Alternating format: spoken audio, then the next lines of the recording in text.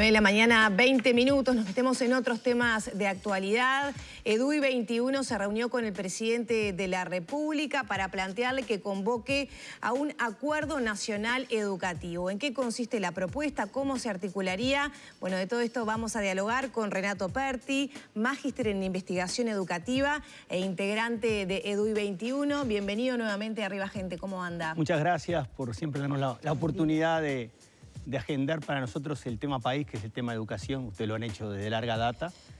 Y bueno, nos complace primero quizás marcar algo que es importante en una sociedad como la nuestra, de esencia y raigambre, raíz democrática, ¿no?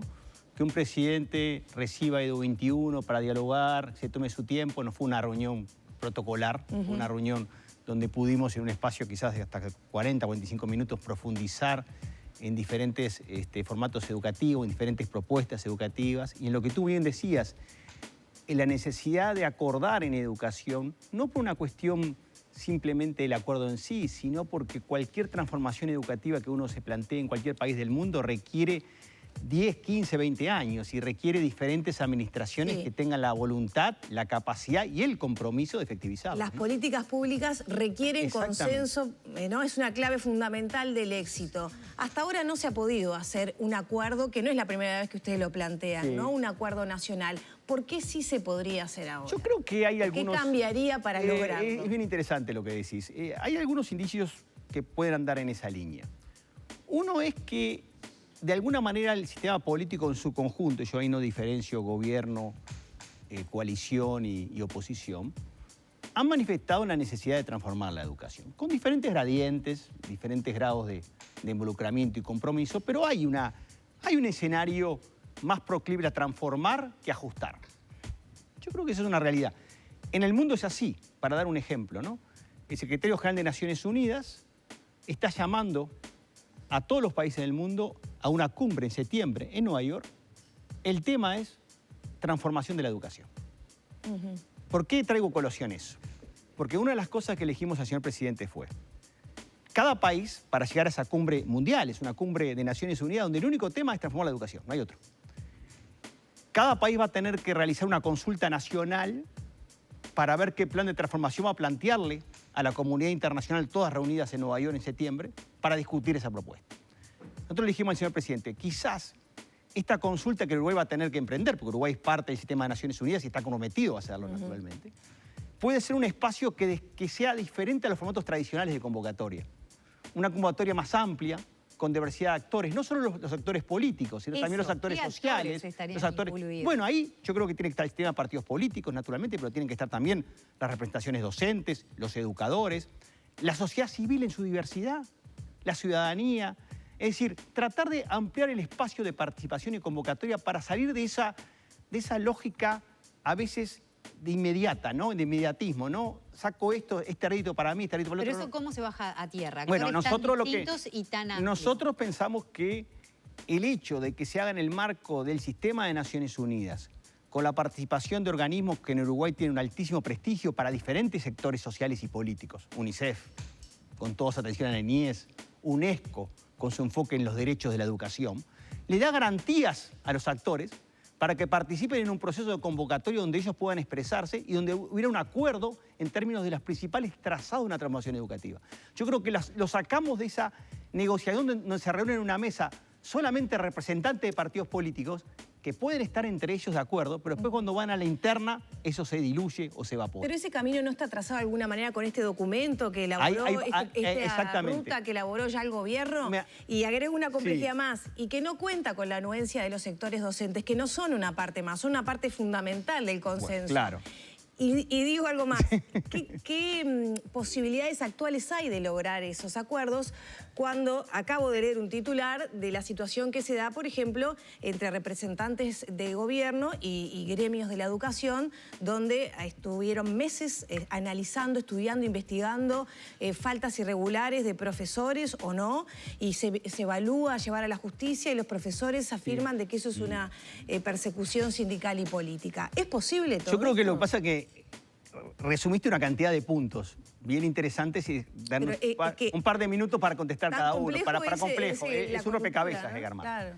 Primero, yo creo que una convocatoria en el sistema de Naciones Unidas, donde el mundo está hablando de transformación educativa, es una excelente oportunidad a Uruguay para buscar un acuerdo. Al presidente le pareció buena la idea, se la hicimos llegar, ahora naturalmente conversará con su ministro de Educación y con su director nacional de ANEP para resolver si transita ese camino. Segundo, el documento que tú mencionás, Marco Curricular Nacional, invitamos a la ciudadanía a que lo lea. Es un avance. ¿Por qué es un avance? Es un avance porque plantea enseñar y aprender en función de desafíos. Las famosas competencias. Claro, ¿qué son las competencias? Porque hay que bajar eso a la realidad. ¿Qué es una competencia? Hoy estamos nosotros trabajando competencias. La competencia de entrevistar. Ustedes cuando entrevistan manejan conocimientos, que son su formación, pero también manejan valores, manejan actitudes, manejan predisposición, voluntades, habilidades. Las competencias son maneras de responder a desafíos. Los niños, las niñas, los jóvenes no van a enfrentar un mundo en términos de conocimientos disciplinares separados. Van a enfrentar un mundo donde van a tener que responder a desafíos y donde van a tener que cada vez más integrar lo que se llaman las piezas del conocimiento. Eso es el avance conceptual importante de ese documento, que después lo plasma, como tú decías, en una serie de competencias, que son las competencias que más o menos razonablemente uno encuentra estudiando evidencia de diferentes países del mundo. Pensamiento crítico, creatividad, empatía. Esta idea Para de la señora, el señor que hoy está en casa, hoy se enseña en base a conocimiento. A conocimiento. Claro, y vos manejás. Claro, es enseñarles a pensar, es enseñarles a ser más creativos, es enseñarles a trabajar en grupo, es enseñarles a conectar, exactamente, a desafiarse y encontrar el camino. Encontrar desafíos. Y es una competencia importante que está ahí. Ser parte de un mundo que es global y local. Ser parte de un mundo que tiene su cuestión local, pero también global. Ahora, voy al punto que tú decís. Ese documento para mí es una ventana de oportunidades para Edu21. Es una ventana de oportunidades. Ahora, hay que ver cómo ese documento se sustancia, porque por ahora es un documento. Ese documento de marco curricular implica una cantidad de cambios en el sistema educativo que hemos hablado con ustedes. ¿Y cuáles van a ser las competencias? Claro, ¿cuáles? Por ejemplo, implica que el sistema educativo trabaje mucho más unitariamente. Tú no puedes trabajar en términos de desafíos, decir, estos desafíos son para primaria, esto para media, esto para secundaria, esto para técnica. Requiere mucha más integración de los ciclos educativos, tema que hemos hablado, por eso Edu21 ha insistido mucho en esta educación básica de 4 a 14 años. Implica un nuevo estatuto docente, porque implica darle a los docentes nuevas herramientas, nuevas formaciones, nuevos incentivos para que trabajen en este sistema. Implica mayor protagonismo de los centros educativos para tomar decisiones, implica un cambio en el centro educativo, implica mayor extensión de tiempo pedagógico, personalizado en el aula para trabajar. Entonces, hay que ver cómo ANEP plasma todo eso, porque por ahora es la intención. El documento es para nosotros una ventana de oportunidades y lo vemos favorablemente. Ahora, voy al tercer punto que tú mencionabas.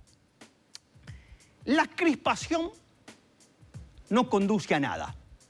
Ninguna sociedad avanza en base a la crispación y al rédito electoral cortoplacista, sean de unos o de otros, y ahí yo no distingo nada, no hago diferenciación de unos y otros, por igual a todos, tanto políticos como los otros, porque a veces se dice que el rédito es solamente de los sistemas políticos, el rédito también está en otros actores que también sacan rédito de la coyuntura, todos pueden sacar rédito de la coyuntura. Aquí hay que elevar la mira, y elevar la mira es poner en la prioridad la educación de las nuevas generaciones. Los niños y niñas, para mí serán mis nietos en este caso, tienen que ser formados para un mundo que va a ser muy distinto al actual. Un mundo donde el tema de la sostenibilidad planetaria está en discusión, donde está en discusión un mundo más justo, más inclusivo, menos desigual. ¿Cómo formamos a nuevas generaciones para ese mundo mejor? Y eso implica un cambio muy importante en los contenidos educativos, en la manera en que enseñamos la ciencia, en cómo vinculamos la ciencia con los artes, con las humanidades, de cómo formamos las nuevas alfabetizaciones, que tienen que ver con la alfabetización ambiental, financiera, etc. Entonces, si ponemos la prioridad ahí, lo otro es menor. Lo que pasa es que yo creo que en esa crispación que tú mencionabas, en esa situación que se planteó, que Edu21 no entra, porque Edu21 no entra en la coyuntura, porque Edu21 quiere mantener siendo un espacio independiente del sistema de partidos políticos. Nosotros no tenemos ninguna relación de afinidad con nadie, sino tenemos una relación de cercanía con los temas de la transformación educativa. Esa es nuestra prioridad. Es salir de esa discusión. Y, por ejemplo, yo creo que es importante que frente a este documento de marco curricular nacional, que invito a la gente para, capaz que ustedes pueden hacerlo, está en la página web de la ANEP, para que lo lean, creo que es bueno que se lea ese documento. Yo creo que los partidos políticos, como tales, todos los partidos políticos, sin distinción, tienen que pronunciarse sobre ese documento. Y tienen que decirle a la ciudadanía si están de acuerdo o no de progresar hacia una educación que esté basada en desafíos. Porque si vamos a reproducir las discusiones de 40, 50 años, condenamos a las nuevas generaciones. queremos ser enfáticos. Si el Uruguay no cambia la manera... los contactos con No, los partidos, nosotros ahora hemos respuesta? pedido, y voy a la pregunta, hemos pedido a todos los partidos políticos una entrevista para hablar de estos temas. La secuencia de fue muy clara. Primero el presidente, el día lunes, e inmediatamente que con el presidente nos reunimos, salieron las cartas para todos los partidos políticos. En estos días se están arreglando las entrevistas. ¿Solo los partidos o también los... En la primera actores? instancia los partidos políticos, después, si efectivamente el presidente considera que la propuesta que le hizo Edo 21 de una convocatoria en el sistema de Naciones Unidas es una buena oportunidad, ahí sería una convocatoria mucho más amplia y Edo 21 cumpliría un rol de articulador. ¿Se van a reunir también con los gremios docentes? Lo pregunto porque en otras oportunidades los gremios han manifestado, ¿no?, que no habían sido convocados, que su opinión no estaba reflejada nunca en los documentos. Nosotros cuando hicimos, siempre los reunimos con todo el mundo. Yo recuerdo, ¿se acuerdan ustedes que nosotros en el 2018 presentamos el libro abierto, que era el documento de reforma integral, transformación integral, que después, hoy por hoy, hay algunas cosas que están reflejadas en ese marco curricular, entre otras, el enfoque por competencia. Inmediatamente después de eso hicimos entrevistas con todo el mundo. Recuerdo al actual presidente del Frente Amplio, al momento del presidente del PCNT, Fernando Pereira, reuniéndose con nosotros en Edo 21 y dialogando muy cercanamente sobre estos temas. Hemos mantenido siempre reuniones, siempre hemos estado abiertos. Nosotros no tenemos ningún prejuicio frente a nadie. Lo que nosotros decimos es, discutamos los temas, discutamos en profundidad temas. Lo que nosotros no admitimos es la descalificación, es la adjetivación, es el no discutir los temas. Nosotros estamos abiertos y por supuesto lo vamos a hacer. Creemos también, a lo que tú decías hoy, que en este proceso de consulta o convocatoria, como mencionábamos recién, las asambleas técnico-docentes, que son los espacios docentes fundamentales de discusión técnica, tienen que ser valorizados y caracterizados.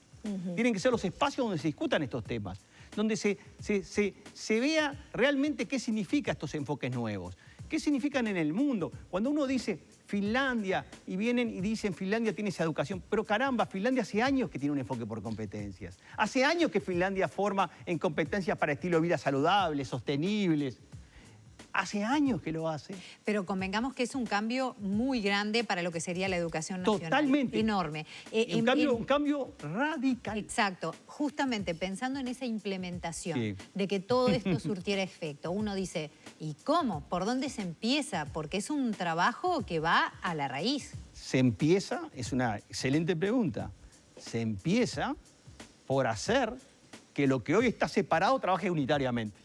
Bien. Lo que hoy está por un lado primaria, por otro lado, si bien la LUC ha habilitado mecanismos de coordinación y de integración de primaria, secundaria y UTU dentro del sistema educativo, todavía seguimos con las parcelas. Empezamos por una nueva mentalidad unitaria de educación y sistema educativo. Por ahí empezamos. Arrancamos hablando de los consensos, ¿no? Sí. Que sin consenso es muy difícil el éxito de una política pública. Y algo fundamental, no existe política pública sin presupuesto. Es el otro punto que planteamos al presidente. Muy lindo los documentos, muy lindo las Sí, totalmente expresiones de de acuerdo. compromiso. ¿Qué pasa con los hechos? ¿Cómo hasta ahora se ha materializado algunas de estas iniciativas en el tema presupuestal? Ustedes han marcado, ¿no?, que no se ha aumentado el tiempo pedagógico. Nuestra percepción, viste que cuando uno tiene una entrevista las percepciones pueden ser distintas, ¿no? Nuestra percepción de la entrevista con el presidente es que el presidente está abierto y entiende la necesidad de volcar recursos para apoyar la transformación educativa. Nos fuimos con esa sensación. Nos fuimos con la sensación de que va a haber un aumento de recursos en educación. No ¿Cuál sabemos. sería el aumento necesario Es lo que, para es lo poder que tú decías implementarlo? hoy. El aumento, no te puedo cuantificar hoy porque habría que ver los detalles de la transformación que la ANEP tiene en marcha, pero implicaría, lo que vos decís, implicaría focalizar la inversión en aspectos fundamentales que tienen que ver con atacar la vulnerabilidad social. Por ejemplo, la extensión de tiempo pedagógico. Por ejemplo, mayores centros con mayor tiempo para que el trabajo docente, para la coordinación comunitaria, para el apoyo personalizado de los estudiantes. Capacitación a los docentes es innegable. Formación y desarrollo profesional docente, estímulos docentes para el trabajo de los centros educativos. A ver, vamos a ser claros. La transformación de la envergadura que se quiere hacer no se hace sin recursos. Primero hay que tener las ideas, porque recursos sin ideas también es un camino inconducente, ya lo hemos visto eso, ¿no? Entonces, lo importante acá es tener ideas claras y robustas. Yo creo que hay un incipiente recorrido en esa línea. Ahora hay que sustanciar eso en qué? En los aspectos programáticos, un sistema educativo mucho más unitario, en un nuevo estatuto docente, en un nuevo régimen de centros educativos y lo que tú decías, clarísimo, tiene que haber un aumento de la dotación presupuestal para la transformación educativa. No hay transformación educativa sostenible sin un aumento de los recursos. Y eso es claro, porque lo que estamos planteando es un cambio fundamental en las condiciones de trabajo de los centros educativos. Operti, para ir poniendo ahí como pasando rayas, ¿no? Sí. Vero mencionaba, bueno, cómo se baja a tierra. Ustedes proponen que un primer paso es la comparecencia a esta instancia de Naciones Unidas en septiembre. Ese camino de aquí hasta septiembre vendrá de reunión en reunión para intentar elaborar un documento en base al que ya existe, ¿verdad? Correcto, exactamente, y una convocatoria amplia, inclusiva y participativa. Ahora depende naturalmente del gobierno habilitar ese espacio. Nosotros hicimos la propuesta. Nosotros no podemos por sí mismos, no lo podemos habilitar. Eso corresponde al gobierno hacerlo. Ese es un paso muy importante. Es un paso importante para nosotros. Pero hasta por ahora en el ámbito de las voluntades y lo discursivo. Si se va a ONU y se toman compromisos, bueno, ahí arranca otro camino. Ahí puede haber compromisos en la cumbre que sean compromisos de dotación de recursos, ¿no? Bien. O sea, yo creo que, porque voy al punto, la cumbre de Naciones Unidas de Educación de septiembre tiene diferentes temas. Tiene temas vinculados a la inclusión y la equidad, tiene temas vinculados a la formación docente y tiene temas vinculados a la cuestión presupuestal financiera. Bien. Porque, para darte un dato que es preocupante a nivel internacional. Ahí tenemos la tapa del documento que mencionaba. Sí, el marco curricular nacional. Sí, yo lo recomiendo leerlo. Yo recomiendo leerlo, me parece que está en la página de DUI 21. No corresponde a nosotros, está en la página de ANEP. Es un documento de la ANEP. Ha sido elaborado por el actual gobierno, exactamente. ¿Saben cuánto se destinó durante la pandemia a programas educativos en toda la emergencia a nivel mundial? 3%. 3% de todo el gasto que se realizó durante la pandemia, para atender la pandemia, a escala mundial estoy hablando, ¿no? Fue destinado a educación. La educación tiene que ser priorizada. No fue priorizada suficientemente durante la pandemia a nivel de escala internacional. ¿Por qué hago esa referencia? Porque seguramente en la cumbre de Nueva York va a haber una directiva respecto a que los países aumenten la dotación de recursos. Y nosotros estamos en esa... Dotar recursos para hacer cosas, no dotar recursos inercialmente, ¿no? Ya tenemos que terminar, pero quiero hablar del GACH educativo, el GAE. El GAE sería ese organismo articulador de la bisagra que venimos hablando. El GACH pedagógico fue una idea que le planteamos al presidente, que le gustó mucho, también la está analizando en este momento, que es hacer una especie de laboratorio pedagógico tipo Pasteur. ¿Qué significa eso para que lo entienda la gente? Significa que especialistas de más alto nivel de Uruguay trabajan juntos, neurocientistas, educadores, sociólogos, antropólogos, educadores, etcétera, trabajan en buscar las maneras que mejor podemos enseñar las matemáticas, la ciencia, la lengua. Es un laboratorio donde uno va experimentando, va viendo las maneras de enseñar y aprender. Es un GACH pedagógico. La masa crítica más calificada del país, no separadamente en cada lugar, sino trabajando conjuntamente. Y creemos que el plan Ceibal da la base para que el Uruguay haga un GACH pedagógico. Al presidente le gustó la idea. Hay países que ya lo han avanzado en eso. Uno es Francia, bajo el gobierno de Macron, que ahora ha sido reelecto. Se puso en marcha algo parecido, que ha sido la base sobre la cual ha mejorado todo el trabajo docente, de formación docente, de desarrollo profesional docente. Bueno, es una idea innovadora para el Uruguay del futuro, el GACH pedagógico. En algún momento nosotros lo planteamos, esa idea la planteó en la Comisión de Futuros del Parlamento y les gustó a mucha gente. Yo creo que, esperemos, el presidente salió entusiasmado con la idea, así que esperemos. También ahí tiene él, nosotros hicimos los deberes. Sí, las dos cosas que le propusimos, le mandamos la nota, ahora depende de él. Operti, muchas gracias por estos minutos. Gracias a ustedes, muchas gracias.